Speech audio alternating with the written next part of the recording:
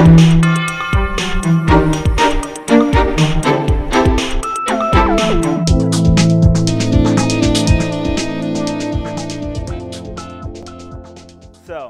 this is a friend of mine that I took a photo of a couple weeks ago.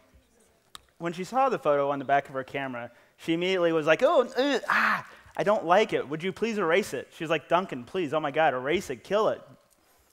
And of course, I was like, why?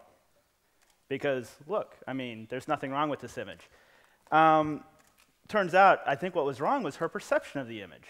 So let me dive into this a little bit. As a photographer for TED and other places, I have seen this time and time again. We've seen people see photos of themselves, say, oh, I don't like that for whatever reason, but everybody else in the room will like it. Well, I dug into this a little bit. I talked to lots of the scientists that I have access to, thankfully, and started asking questions. Now, we know from perceptual science that a lot of what we actually perceive the world to be is pulled from memory, right? When you look at the TED logo, you glance at it, you know what the TED logo looks like because you've probably seen it a dozen times. Something pulls out of memory, that's what you perceive, right? Now, let's think about ourselves. How do we perceive ourselves? What is the map that we use to view ourselves? Well, it's like what no other camera sees. It's a mirror in your bathroom at arm's length, reversed.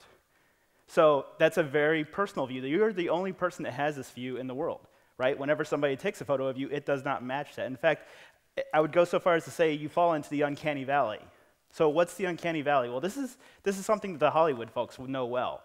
So if you've ever seen Toy Story, right, the character Woody, you know, he's human-esque, but he's not too human, and we accept him as a character. He's funny, he's great. He's Tom Hanks' voice coming out. Well, Tom Hanks lent his voice to another character, the guy in Polar Express.